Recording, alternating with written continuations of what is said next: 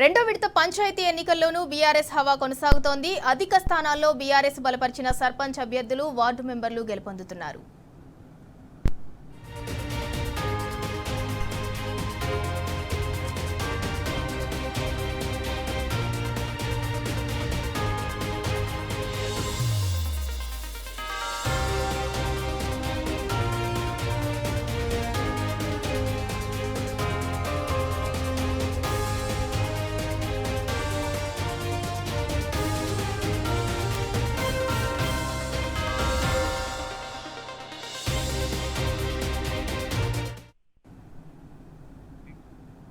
ఇక రెండో విడత పంచాయతీ ఎన్నికల్లోనూ బీఆర్ఎస్ హవా కొనసాగుతోంది. ఇదే అంశానికి సంబంధించి కరీంనగర్ నుంచి మా ప్రతినిధి వేణుగోపాలరావు మరింత సమాచారం అందిస్తారు. వేణుగోపాలరావు, కరీంనగర్ జిల్లా వ్యాప్తంగా కూడా సెకండ్ ఫేజ్ కౌంటింగ్ ఏ విధంగా కొనసాగుతోంది?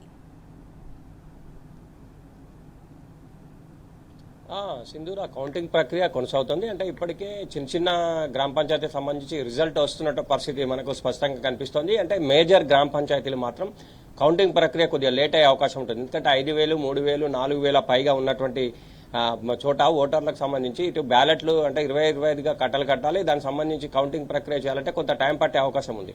కానీ ప్రస్తుతం అయితే మనకు అందిన సమాచారం ప్రకారం ఇటు కరీంనగర్ జిల్లాకు సంబంధించి చూసుకుంటే శంకరపట్నం మండలం వెంకయ్యపల్లికి సంబంధించి ఇటు గొల్లపల్లి సర్పంచ్గా సాగర్ రావు మరియు వెంకయ్యపల్లి సర్పంచ్గా సుభాష్ రెడ్డి ఈ ఇద్దరు కూడా గెలుపొందినటువంటి పరిస్థితి. ఇంకోవైపు చూసుకుంటే ఇటు రాజన్న సిరిసిల్ల జిల్లా విషయానికి వస్తే తంగళ్లపల్లి మండలం పాపయ్యపల్లి సంబంధించి పరశురాములు, మల్లన్నపూర్ సంబంధించి లావణ్య వీళ్ళు కూడా బీఆర్ఎస్ పార్టీ మద్దతు ప్రకటించినటువంటి అభ్యర్థులు. ఇంకోవైపు చూసుకుంటే ఇటు బోయినపల్లి మండలం కొత్తపేట సర్పంచ్గా కవిత వెంకటరెడ్డి, మరోవైపు ఇల్లంతకుంట మండలం అంటే బోటిపల్లి మీద సర్పంచ్గా శివాని, అంటే వీళ్ళంతా కూడా సర్పంచులుగా బీఆర్ఎస్ పార్టీ మద్దతు ప్రకటించినటువంటి అభ్యర్థులు. వీళ్ళు ఘన విజయం సాధించినటువంటి పరిస్థితి.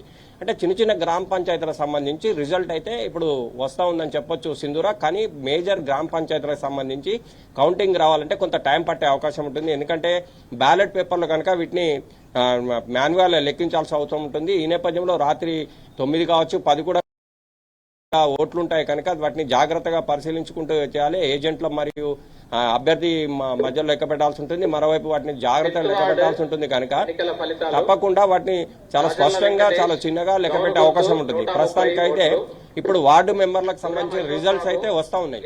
కానీ ప్రస్తుతం చిన్న చిన్న గ్రామాలకు సంబంధించిన సర్పంచుల ఫలితాలు కూడా వస్తూ ఉన్నటువంటి పరిస్థితి. మనకు మేజర్ గ్రామ పంచాయతీలో ఉంటే టైం పట్టే అవకాశం ఉంది. ప్రస్తుతానికి అయితే ప్రతి చోట కూడా వార్డు మెంబర్లకు సంబంధించినటువంటి రిజల్ట్స్ మాత్రం వస్తున్నటువంటి పరిస్థితి కనిపిస్తోంది.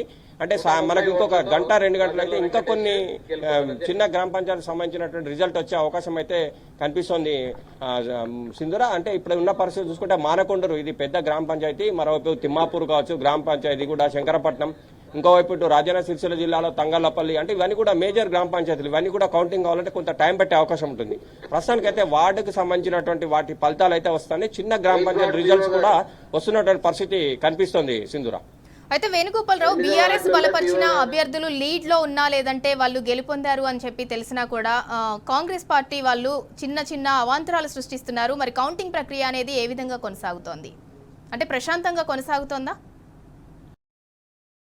సింధూర, ఎన్ని అవాంతరాలు సృష్టించినా ప్రజలు వన్ సైడ్ ఉంటారు. వాళ్ళకి నచ్చిన వాళ్ళకి వేసేసుకుంటారు. ఇది ఓట్లలో ఉన్నటువంటి గొప్పతనం ఏంటంటే ఇక్కడే ఒక హక్కు అనేది మాత్రం ఓటు హక్కు. ఈ ఓటు హక్కు ద్వారానే ప్రజలు తమకు ఇష్టమైన వ్యక్తిని ఎన్నుకుంటారు. బయట ఎన్ని జరిగినా కానీ తమకు నచ్చిన వాళ్ళకు ఓటు వేసే అవకాశం ఉంటుంది. అంటే అవాంతరాలు ఎన్ని వచ్చినా కూడా వాళ్ళ మనసులో ఉండి ఈ ఓటు వేసేది ఆ వ్యక్తే కనుక లోపలికి పోయిన తర్వాత తన మనసులో ఉన్నటువంటి వారికి మాత్రమే వేసే హక్కు ఉంటుంది. ఈ నేపథ్యంలో ఎవరు ఎన్ని అవాంతరాలు సృష్టించినా మనం వస్తున్న రిజల్ట్స్ బట్టి చూడొచ్చు. అంటే ఇప్పుడు వచ్చినటువంటి రిజల్ట్స్ లో కూడా మనకు 5-6 ఫలితాలు వచ్చాయి. 5-6 ఫలితాలకు సంబంధించి కూడా చూసుకుంటే బీఆర్ఎస్ బలపరిచిన అభ్యర్థులు 6 గెలిచినటువంటి పరిస్థితి ఉంది. అంటే ఇంకా కొన్ని చిన్న చిన్న గ్రామ పంచాయతీలకు సంబంధించి కూడా రావాల్సిన అవసరం ఉంది. అంటే ఎవరెన్ని కుట్రలు చేసినా ఎవరెన్ని అవాంతరాలు సృష్టించినా ప్రజలు మాత్రం తమకు కావాల్సిన వ్యక్తులను ఎన్నుకునేందుకు ప్రత్యక్షంగా కావచ్చు పరోక్షంగా అంటే ఎన్నికల ప్రక్రియ అనేది చాలా గొప్ప విషయం. ఈ నేపథ్యంలోనే ప్రజలు ఎవరిని ఆటంకాలు సృష్టించినా వన్ సైడ్ వాళ్ళకి కావాల్సిన వాళ్ళని ఎన్నుకునే ప్రక్రియ ప్రజాస్వామ్యంలో ఉన్నటువంటిది ఓటింగ్ అనే చెప్పాలి. దానికి అనుగుణంగా ఇప్పుడు వస్తున్న రిజల్ట్స్ దాని ప్రత్యక్ష నిదర్శనం కూడా చెప్పొచ్చు సింధూరా మనం. Right, thank you Venugopala Rao.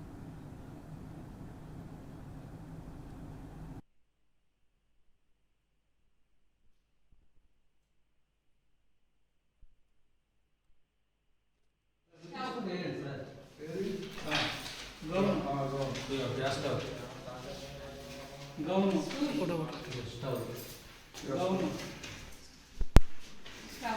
Gown